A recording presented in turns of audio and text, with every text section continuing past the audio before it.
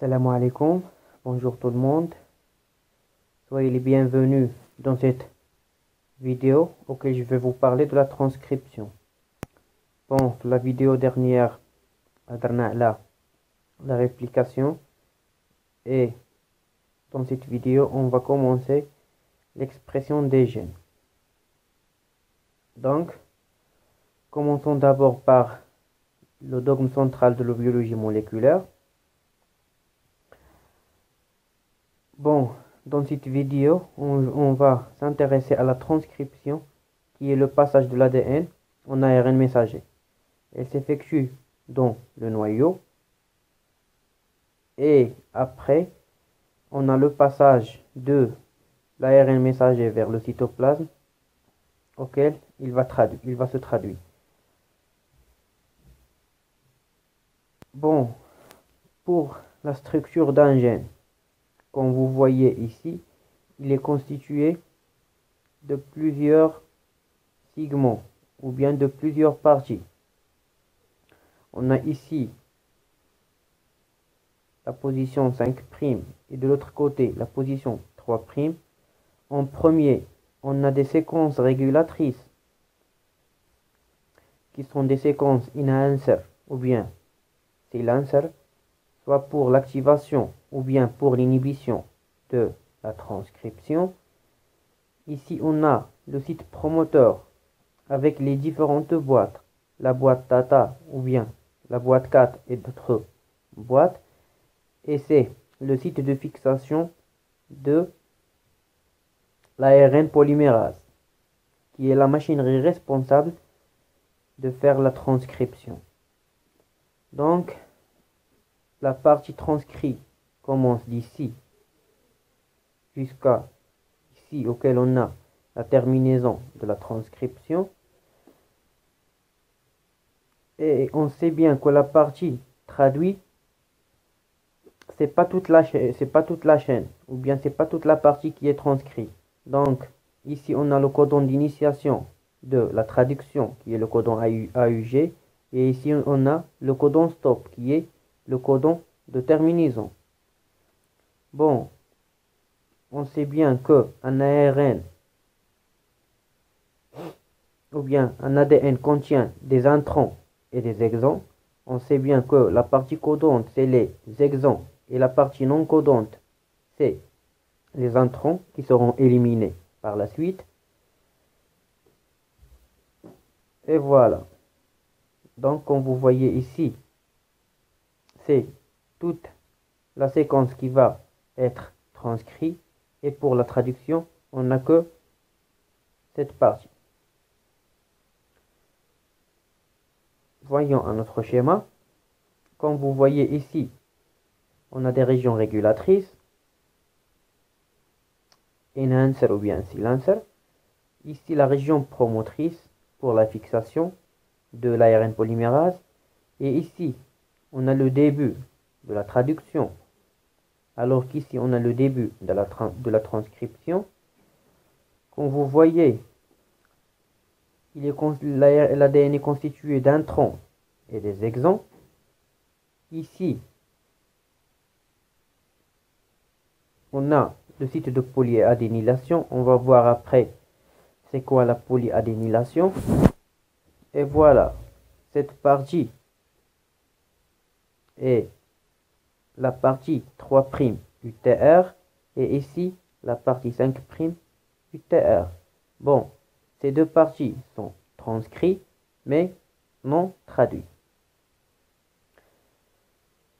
Bon, comme vous voyez ici, on a l'expression des gènes chez les eucaryotes et chez les prokaryotes. Et comme vous voyez, chez les eucaryotes est plus complexe. Bon, chez les prokaryotes, c'est assez simple. On a de l'ADN qui sera transcrit et directement qui sera traduit. Et tout se fait au niveau du cytoplasme. Mais ici, on a la transcription de l'ADN qui se fait au niveau du noyau. On a ici un ARN pré-messager qui sera qui va reconnaître plusieurs maturations dans le but de sortir vers le cytoplasme pour être traduit.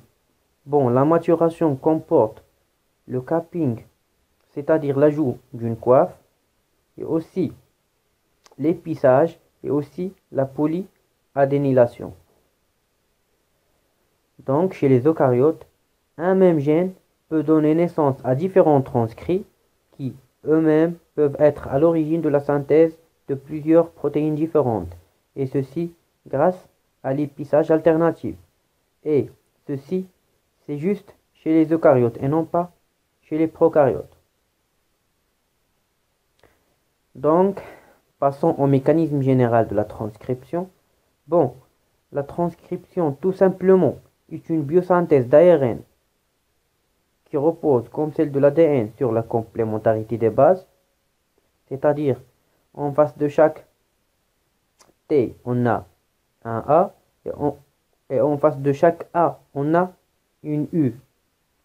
Car comme vous savez, l'ARN ne contient pas de thymine, il contient à leur place des uraciles. Bon, la transcription est assurée par une ARN polymérase qui utilise l'ADN simple brun, mais elle polymérise des ribonucléotides en regard des désoxyribonucléotides. Un seul brin d'ADN est transcrit, c'est-à-dire c'est un seul brin qui sert comme matrice pour la polymérisation des ribonucléotides. Et donc, le résultat est une molécule d'ARN dont l'orientation 5', 3' correspond à l'orientation NH2-COH de la protéine. Car, comme vous savez, la protéine commence par NH2 du premier acide aminé et à la fin, on a le COOH du dernier acide aminé. Donc, comme vous voyez ici la polymérisation, on a ici de l'ARN. La polymérisation d'ARN que se fait du côté 5' vers le côté 3', car comme vous savez, c'est au niveau 3' qu'on a un OH libre du sucre auquel on va ajouter d'autres nucléotides, comme vous voyez ici. Pardon. Comme vous voyez ici, on a la liaison entre le OH du ribose avec le phosphate alpha bien sûr, et les deux autres phosphates seront éliminés par la suite. Comme vous voyez ici, comme j'ai déjà dit, on a de l'uracile aux places de la thymine. Et voilà, comme vous savez, entre le C et le G, on a 3 liaisons hydrogènes. Et entre le A et le U, on n'a que 2 liaisons hydrogènes. Donc, passons aux étapes de la transcription. Bon, premièrement, on a une pré-initiation.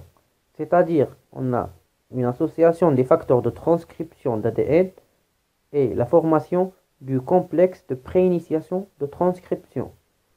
Deuxièmement, on a l'initiation qui est l'ouverture de l'ADN et la synthèse de l'ARN. Troisièmement, on a l'élongation, c'est-à-dire la polymérisation et la synthèse de l'ARN. Et quatrièmement, on a la terminaison, c'est-à-dire que l'ARN polymérase 2, qui est responsable de la polymérisation, se détache de l'ADN. Bon, la notion de promoteur. Bon, le promoteur est donc défini par des séquences consensus en position précise. C'est-à-dire que on a des séquences précises auxquelles elle va se fixer l'ARN polymérase qui est la machinerie responsable de la transcription. Et cette région précise est nommée promoteur.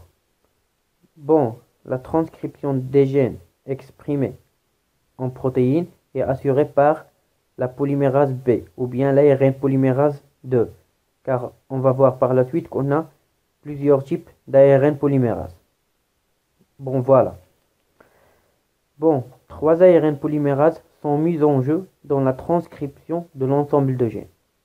On a l'ARN polymérase 1 ou A qui permet la transcription des gènes ribosomiques, c'est-à-dire qu'elle assure la synthèse des ARN ribosomaux. Deuxièmement, on a l'ARN polymérase B ou bien l'ARN polymérase 2 qui permet la synthèse des ARN messagers nucléaires qui seront traduits en protéines, car on sait bien que les ARN ribosomaux ne se traduisent pas et il permet la traduction, c'est eux qui permettent la traduction. Troisièmement, on a l'ARN polymérase C ou bien l'ARN polymérase 3 qui assure la synthèse des petits ARN nucléaires, que sont les ARN de transfert et la sous-unité 5S de l'ARN ribosomique. Et aussi la transcription de gènes cytoplasmiques. Ce sont les gènes contenus dans les mitochondries et les plastes des végétaux. Passons à la maturation des ARN prémessagers.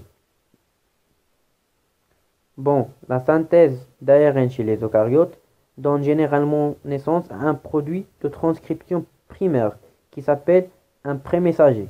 Bon, ce prémessager n'est pas mature et il va subir une maturation pour fournir le messager cytoplasmique fonctionnel. Donc on a au début un ARN prémessager qui va reconnaître une série de maturations pour qu'il puisse devenir fonctionnel. Donc, il va subir une maturation post-transcriptionnelle. Et cette maturation se fait au niveau du noyau, avant que l'ARN messager puisse sortir au niveau du cytoplasme. Donc, on a 3 niveaux de maturation. On a la formation d'une structure particulière qui est la coiffe au niveau 5', et on a l'ajout d'une séquence polyadénylée en 3', et aussi on a l'épissage, qui est l'excision ou bien l'élimination des introns et la jonction ou bien la liaison des exons. Commençons par la coiffe. Bon, la coiffe ou bien CAP est un 7-méthylguanosine ou bien un GMP ayant un groupement méthyle, comme vous voyez ici, sur l'atome d'azote en position 7. Bon, elle est reliée au premier nucléotide.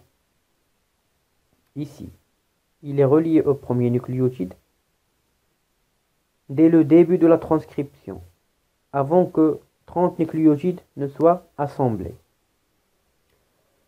Et l'ARN messager, cet ARN messager n'aura donc plus une extrémité 5' phosphate libre. Comme vous voyez, il n'a pas de position 5' phosphate libre. Bon, le rôle de la coiffe. Bon, c'est qu'elle protège l'extrémité 5' des ARN messagers de l'attaque par des enzymes. Bon, parmi ces enzymes, on peut citer les phosphatases et les nucléases. Bon, la coiffe joue également un rôle important dans la reconnaissance des ARN messagers et elle est nécessaire pour la liaison de la petite sous-unité du ribosome qui assurera par la suite le processus de la traduction. Pour la polyadénylation, bon, c'est un ajout post-transcriptionnel, c'est-à-dire après transcription de nucléotides adényliques, c'est-à-dire on a un ajout de plusieurs nucléotides adényliques, des AAA, au niveau d'un site de polyadénylation du transcript primaire. Le transcript primaire, c'est l'ARN prémessager qui n'est pas mature. Donc, le site de l'ajout de ces nucléotides adényliques est reconnu par un complexe protéique comportant une polymérase, c'est-à-dire une polymérase qui va ajouter plusieurs adénines. Donc, cette structure va former l'extrémité 3', comme vous voyez ici, du messager. Et elle peut ajouter jusqu'à 250 nucléotides. Bon, le rôle de la que poly-A ou bien la polyadénisation, c'est la stabilisation des messagers. Il joue un rôle de stabilisation des messagers et il a aussi un rôle dans l'initiation de la traduction. Passons aux dernières étapes de maturation qui est l'excision et pissage des introns. Bon, cette étape consiste en l'élimination de toutes les séquences introniques qui ne sont pas codantes du transcrit primaire et ce mécanisme est commun à la grande majorité des ARN messagers, bien sûr eucaryotiques. Car on sait bien que l'ADN prokaryotique,